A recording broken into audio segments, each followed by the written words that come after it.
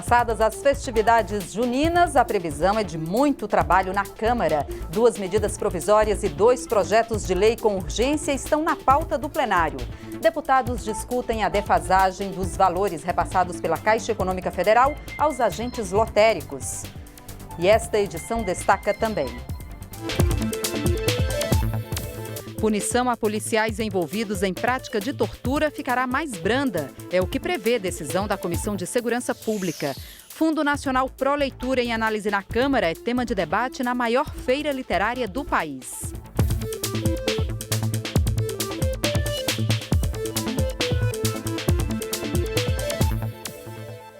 Boa noite, em Brasília, 8h02. O Jornal da Câmara começa agora. Depois de 2 semanas de pouca movimentação por causa das festividades juninas, a previsão para esta semana é de muito trabalho no plenário da Câmara. 2 medidas provisórias e 2 projetos de lei com urgência trancam a pauta. A gente recebe aqui a repórter Paula Bittar, que acompanha as votações no plenário Ulisses Guimarães. Paula, boa noite. Pauta cheia, né? Essa semana vai ser possível votar tudo isso? Olá, boa noite, Jaciene. Realmente pauta cheia, são 2 medidas provisórias que estão trancando a pauta. Ao total são 4 propostas que trancam a pauta, porque além dessas 2 MPs, que inclusive vale destacar que estão perto de perder a validade e precisam ser aprovadas ainda nessa semana aqui pelo plenário da Câmara, além das 2 MPs, a gente também tem 2 projetos de lei com urgência constitucional vencida, que, portanto, também trancam a pauta de votações do plenário. O presidente em exercício da Câmara, o deputado Waldir Maranhão, tinha anunciado na semana passada uma semana, esta semana agora, de esforço concentrado com votações que começariam hoje, segunda-feira, e se encerrariam apenas na quinta-feira, portanto, sem a tradicional semana com votações na terça e na quarta, ou terça, quarta e quinta. Mas essa sessão de hoje acabou sendo cancelada, ou seja, um dia a menos, né, para cumprir essa extensa pauta. E a gente vai saber mais sobre a pauta na reportagem. Uma das MPs cria normas para controle de dopagem durante as Olimpíadas e as Paraolimpíadas. A outra medida provisória destina 420 milhões de reais para ações de controle da microcefalia e do mosquito Aedes aegypti, transmissor do vírus Zika, da dengue e da febre chikungunya. O líder do governo interino reclamou por essas matérias não terem sido votadas já nesta segunda-feira, como estava previsto. Nós sabemos que temos que enfrentar a obstrução da oposição, que o regimento da casa permite, e temos matérias importantes. Então isso é lamentável, se realmente essa for a decisão, de não termos mais um esforço concentrado essa semana, o que nos traz transtornos, não só para obviamente o governo, mas principalmente para o país. Os 2 projetos que trancam a pauta tratam de combate à corrupção. Um deles tipifica o crime de enriquecimento ilícito de servidores e agentes públicos, entre eles políticos, e o outro estabelece a perda antecipada por medida cautelar dos bens obtidos com corrupção. Mesmo com toda essa pauta, a previsão é de que os deputados também analisem o projeto que muda regras para a gestão dos fundos de pensão. A proposta estabelece mecanismos de transparência, profissionalização de gestores e tem como um dos objetivos reduzir a influência política na gestão. O ponto mais polêmico é a mudança nas regras de indicação para conselhos fiscais e deliberativos, com a criação dos chamados conselheiros independentes. Para dar lugar a esses conselheiros independentes, perdem espaço aqueles indicados pelos beneficiários dos fundos. Na governança desses recursos, nós temos metade paritário, a presença desses servidores, que são os proprietários do fundo. O que o governo Temer quer é tirar o poder dos proprietários do fundo, dos donos do fundo, opinar no seu gerenciamento. Então, em vez de ter 3 dos servidores e 3 da patronal, passará a ter 2 dos servidores, 2 da patronal e 2 indicados do mercado. Houve desvios, há sérios indícios de corrupção e falta de profissionalismo. Então, nós estamos avançando muito com essa nova lei complementar, introduzindo uma série de figuras, a auditoria interna, o comitê de investimentos, a participação de um membro independente no comitê de investimentos e na auditoria.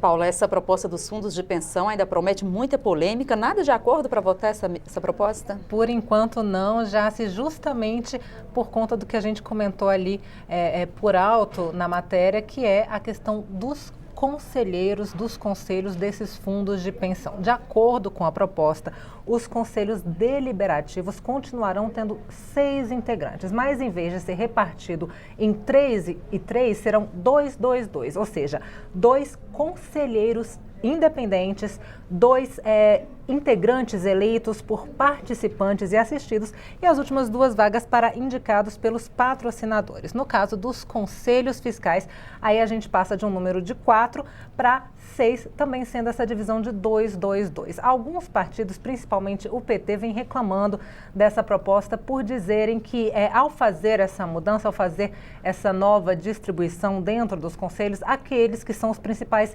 beneficiados, que são justamente os integrantes eleitos pelos assistidos ou pelos beneficiários, eles acabam perdendo voz, já que antes eles eram metade, aí passam a ser 1/3 desses conselhos, né? Por outro lado, a gente tem aí a base aliada falando que a ideia é justamente profissionalizar a gestão dos fundos de pensão e, portanto, trazer esses conselheiros independentes, que tem que ser pessoas de notório saber, pessoas que não estarão ali ligadas, de acordo com a base aliada, a esses conselhos, a esses fundos de pensão. E ainda falando dessa proposta dos fundos de pensão, Paula, você destacaria outros pontos, outras questões ainda que podem gerar muita discussão no plenário? Bom, um dos objetivos principais, né, dessa proposta é justamente modificar as diretorias dentro desses fundos de pensão, buscando com isso evitar que a gente tenha aí muitas indicações político-partidárias dentro desses fundos de pensão. Então, aumenta as restrições para a escolha desses diretores executivos dos fundos de pensão. Por exemplo, eles não poderão ter sido condenados em decisão de órgão judicial colegiado. Também não poderão ser cônjuges ou parentes até 3º grau de conselheiro, diretor ou dirigente dessa entidade de previdência complementar ou do patrocinador.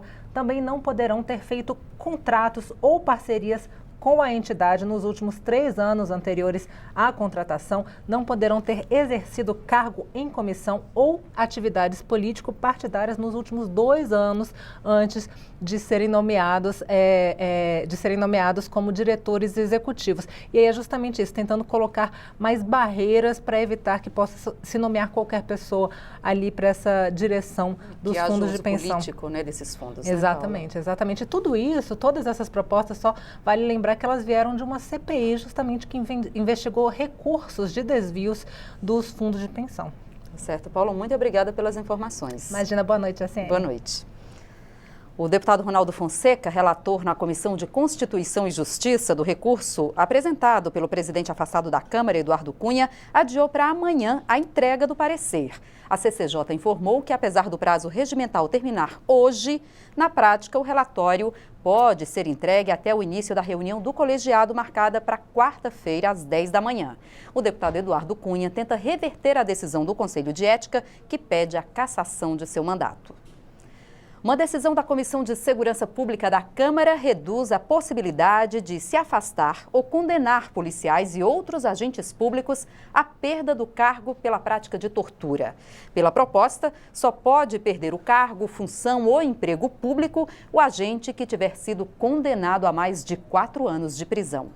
Atualmente, o profissional de segurança pública que tiver sido condenado à pena mínima de 2 anos e 4 meses de prisão pelo crime de tortura é automaticamente afastado do cargo ou perde a função ou até mesmo o emprego público. Normalmente, são condenados por tortura funcionários como os policiais militares. O texto aprovado alcança ainda integrantes das Forças Armadas quando atuam na segurança pública. O parecer só permite o afastamento ou a perda do cargo do agente público que tiver recebido pena igual ou superior a 4 anos de prisão. A comissão aprovou o texto do relator do projeto, o deputado Laudívio Carvalho, que abre a possibilidade de o agente de segurança ser submetido a um processo administrativo, em vez de perder o cargo. Estamos cansados de ver nas corregedorias, em locais de correição, o policial que tem uma vida pregressa, positiva, que já deu o suor pela sociedade, que já entregou quase a sua vida em determinados momentos para defender a sociedade, sendo qualificado por baixo, por um bandido que agrediu essa mesma sociedade, que diz: eu fui agredido, eu fui torturado. O deputado petista Reginaldo Lopes, que tratou do tema em profundidade em uma CPI sobre o assunto, discorda da mudança. Nós temos que, na verdade, ter uma polícia, ter um programa de combate à violência que não tenha tolerância zero, vamos dizer assim. Nós não podemos aceitar. Qualquer agente de segurança pública, ou agente de Estado, é garantidor de direito, não pode ser violador de direito em hipótese alguma. Reginaldo Lopes vai além. Ele defende uma revisão do conceito de polícia militar no Brasil. Nós precisamos criar um novo conceito. Um conceito de polícia que não trata o cidadão brasileiro, o seu compatriota, como inimigo interno. Esse conceito é das Forças Armadas. Esse conceito de polícia de confronto leva o Brasil a ter a maior letalidade policial do mundo e leva o Brasil a ter a maior vitimização de policiais. Portanto, nós queremos compreender por que a polícia mata tanto e por que a polícia morre. Foi lançada na Câmara a Frente Parlamentar Mista de Segurança Pública em Defesa dos Municípios. O grupo conta com a participação de 216 deputados e 15 senadores. O apoio a políticas públicas que melhorem a segurança dos municípios brasileiros é o principal objetivo da Frente Parlamentar lançada na Câmara. Um dos problemas é a falta de programas de combate ao uso de drogas entre os jovens. Além disso, o grupo quer aumentar o uso da tecnologia nos sistemas de vigilância, criar um plano nacional de combate à violência e à criminalidade, melhorar a estrutura dos órgãos municipais de defesa civil e acompanhar e propor matérias sobre segurança pública no Congresso Nacional. Um dos prefeitos que participaram do lançamento considerou a frente um movimento importante para promover políticas de segurança nos municípios. A criação da Frente Parlamentar de Segurança em Defesa dos Municípios ela é fundamental para ampliar o alcance, a discussão coletiva em bloco em prol dessa área. Nós sabemos a dificuldade hoje que a Polícia Militar enfrenta, a Polícia Civil enfrenta, déficit de efetivo, sucateamento da estrutura, falta de recursos. Então, uma iniciativa como essa, envolvendo deputados e senadores na constituição de uma frente parlamentar, é fundamental porque vai dar voz, vai dar vez, principalmente aos municípios menores que sofrem tanto. Segundo o coordenador da frente, o objetivo agora é analisar os problemas de cada região, para então começar a pôr o projeto em prática. A segurança em cada região, os problemas são diferentes, apesar da maioria deles ser o alto índice de homicídio, de tráfico de drogas, mas ela difere de região para região.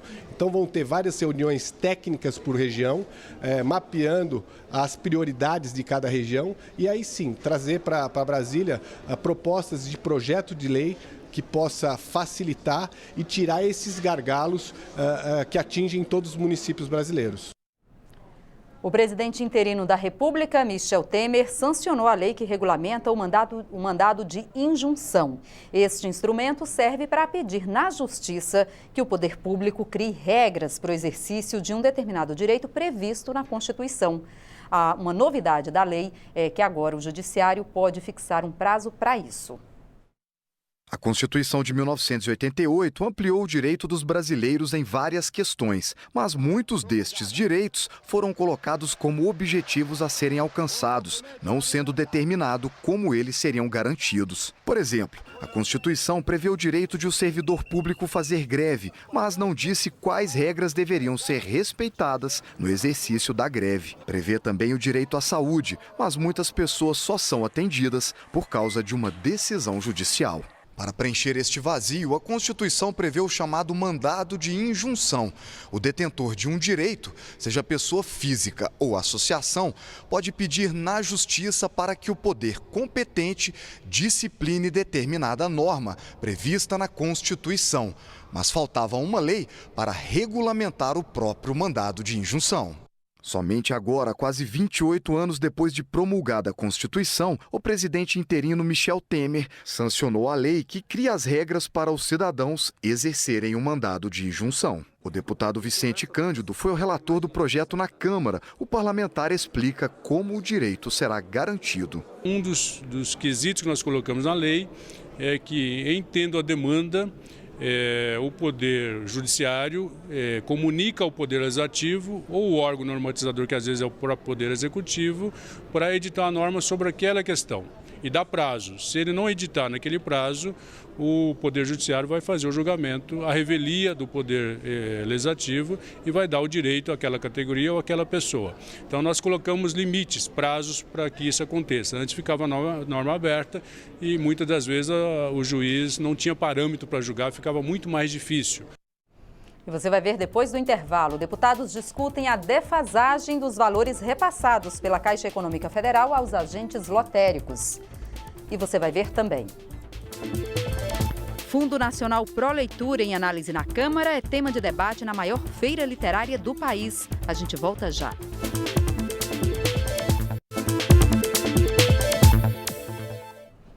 O relator da proposta que cria o Fundo Nacional Pro Leitura, deputado Rafael Mota, debateu o tema na FLIP, a Festa Literária Internacional de Paraty, uma das mais importantes do país. O objetivo do projeto é facilitar o acesso aos livros e incentivar a população a ter gosto pela leitura.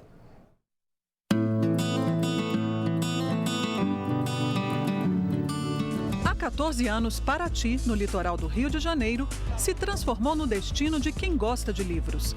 A cada mês de julho, a cidade colonial recebe a FLIP, festa literária que reúne leitores para ver e ouvir de perto seus autores preferidos. O sucesso da festa indica que o brasileiro está lendo mais. Em média, quase 5 livros por ano, incluindo livros escolares. O número de leitores no país vem crescendo.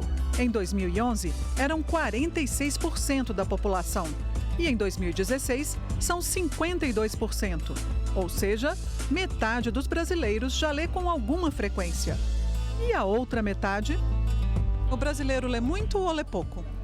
Eu acho que ele deveria ler mais. Os pais têm que incentivar também, né? Essa coisa de você deixar a educação para a escola, né? A educação vem de casa. Você tem que incentivar seu filho à leitura. Eu acho que as escolas pararam de mandar ler um livro por mês, os pais pararam de cobrar que lesse jornal e a criança ficou muito perdida com a internet, tablet, tem tanta informação virtual que se largou o livro de lado, que é uma pena. Eu acho pela população lê muito pouco e um dos motivos eu acredito que seja muito caro os livros. Aumentar o número de leitores no Brasil é o objetivo do Fundo Nacional Pro Leitura. O projeto já foi aprovado pelo Senado e está sendo analisado na Comissão de Educação da Câmara. O relator veio a Paraty discutir a proposta com quem atua no setor. O debate animou a Câmara Municipal de Paraty, bem no espírito da festa. Os principais pontos da proposta foram apresentados.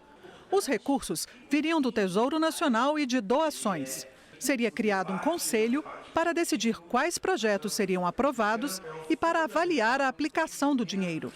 As iniciativas poderiam ser de incentivo à produção literária, ao mercado editorial e à formação dos chamados mediadores, que são professores e bibliotecários. O representante do Ministério da Cultura apoia a criação do fundo. Uma vez que ainda esse fundo está sendo constituído, né, a ideia um pouco desse encontro é que a gente possa, além de publicizar, colocar ele em pauta dentro a todos os promotores de leitura dentro do Brasil, mas de ter um pouco uma medida de garantir que ele possa dar condição para as cadeias produtiva, criativa e mediadora do livro executar suas ações. Na visão dos debatedores, criar o gosto pela leitura é o mais importante. Por isso, o fundo deve servir para garantir tanto a estrutura como a formação dos mediadores. A gente tem que ter um projeto contínuo de investimento em educação e cultura. Quer dizer, quando a gente pensa, o que vai transformar a leitura? Vai acesso, interesse.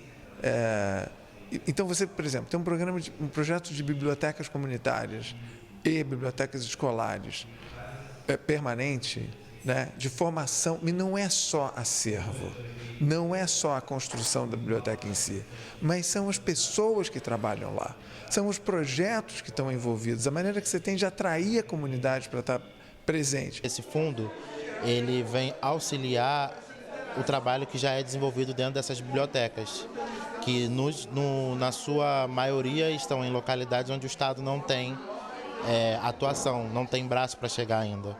Então, o fundo ele vem auxiliar o trabalho e garantir a sustentabilidade desses espaços, dessas bibliotecas. Na avaliação do relator, o debate indicou pontos do projeto que precisam ser atualizados. 4 pontos principais foram discutidos nessa nossa audiência. A acessibilidade, que é de suma importância à leitura de pessoas que têm uma redução cognitiva, por exemplo, ou então intelectual. A regionalização desse fundo seja destinado para regiões que são mais carentes em relação à questão de estrutura de leitura, os mediadores, que são de suma importância para poder fazer a ligação entre o livro e os leitores, e em especial também a consonância com o plano de livre leitura. Então foram pontos que foram discutidos, certamente haverão de estar na nossa relatoria e a Comissão de Educação será parceira na aprovação desse nosso projeto.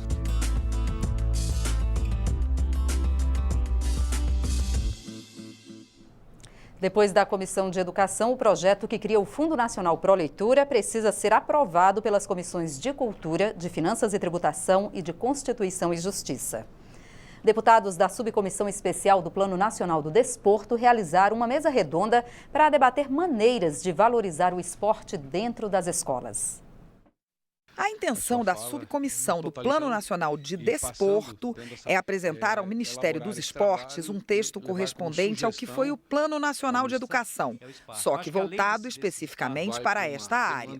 Várias arestas ainda têm que ser aparadas para que isso aconteça. Depois, outra questão, aí se referem às terminologias do que é educação física, do que é atividade física, do que é treinamento esportivo dentro disso, porque essas terminologias se esbarram. Além da definição do que é educação física e do que é treinamento, uma das principais reivindicações dos especialistas foi a valorização do ensino de esportes nas escolas. Alguns debatedores reclamaram que os chamados esportes de alto rendimento, praticados por atletas com o objetivo de participar de competições nacionais e internacionais, recebem muito mais incentivo financeiro do que a educação física nas escolas.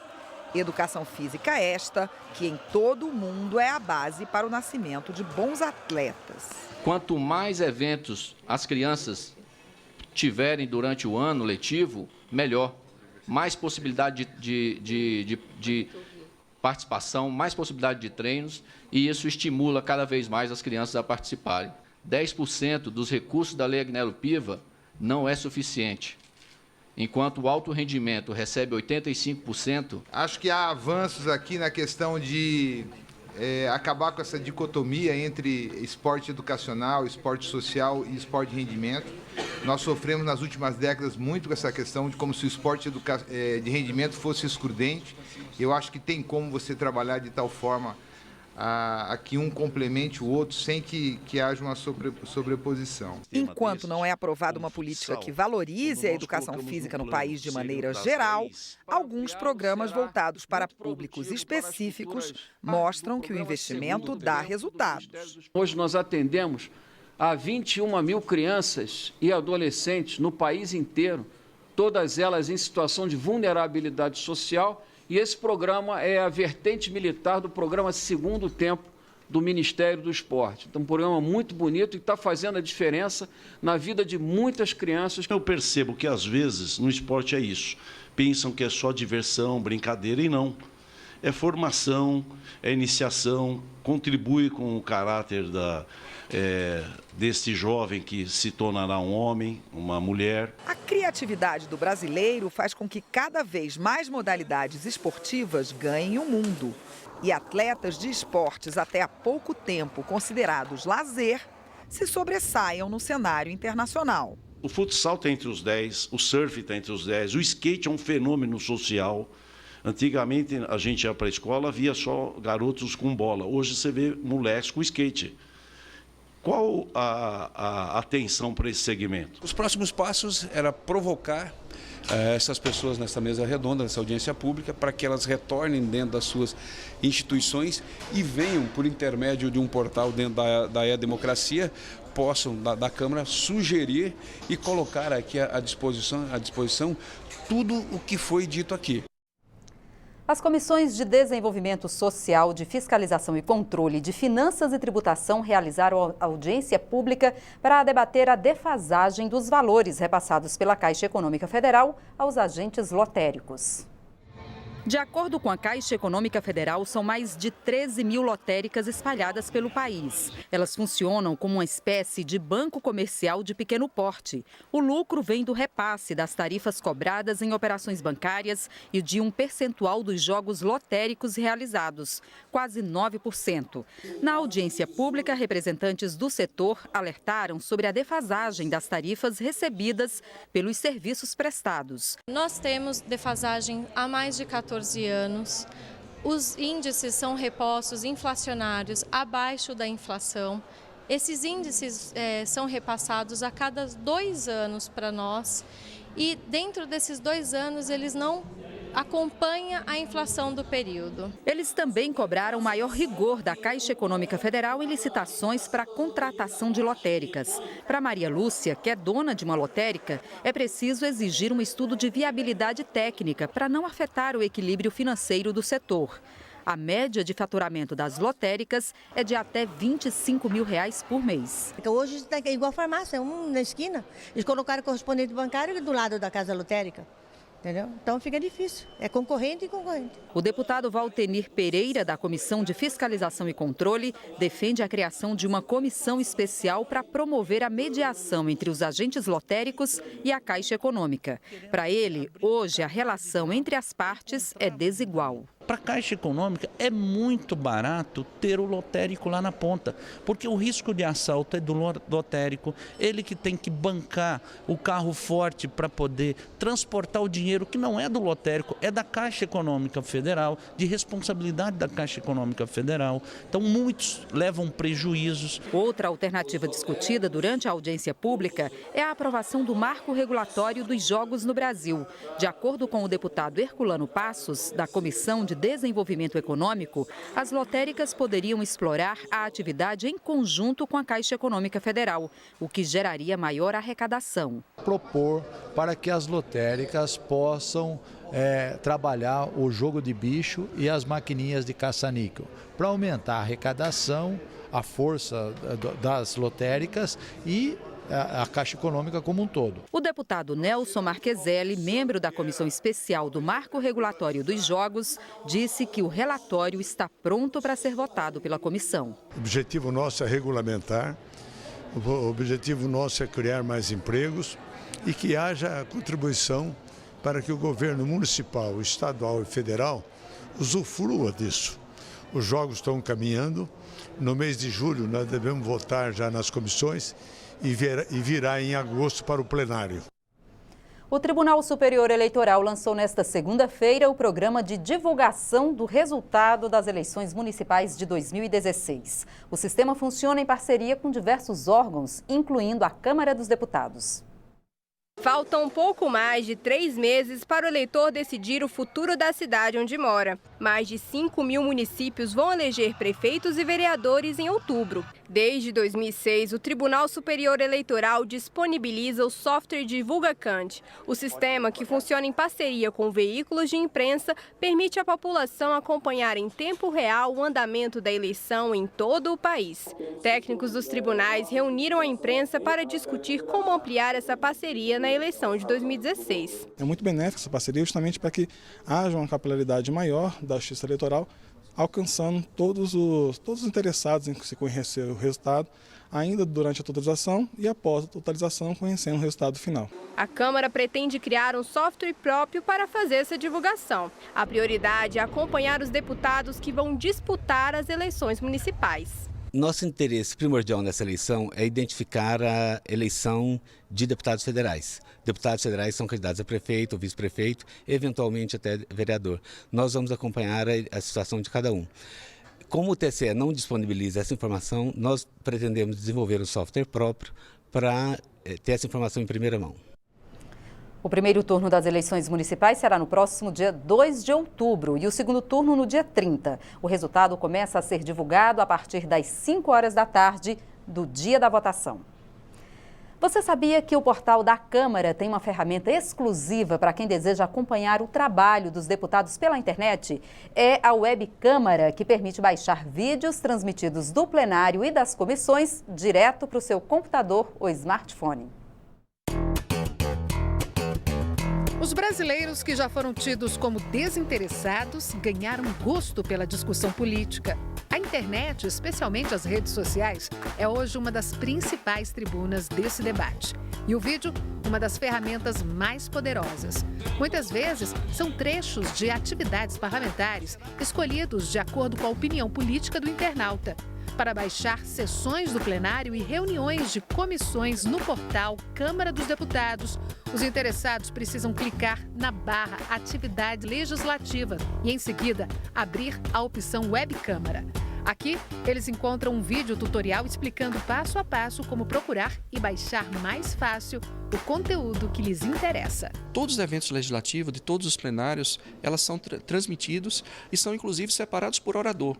Então, na eventual demanda, fala de um deputado ou sobre um determinado evento, a pessoa pode, ela mesma, ir lá e baixar. Os vídeos estão todos disponíveis. A possibilidade de você ter o vídeo de estar uma discussão em plenário, você baixar e poder publicar diretamente na rede social do deputado ou da bancada, no caso, eu que trabalho na liderança, isso é muito bom, porque é disponibilizar o eleitor que está lá na casa dele acompanhando direto, ele pode ver como a bancada, como o deputado em que ele votou está se posicionando. Esta edição termina agora. Para outras informações ou para rever nossas reportagens, é só acessar a nossa página na internet. O Jornal da Câmara volta amanhã. Até lá. Tchau.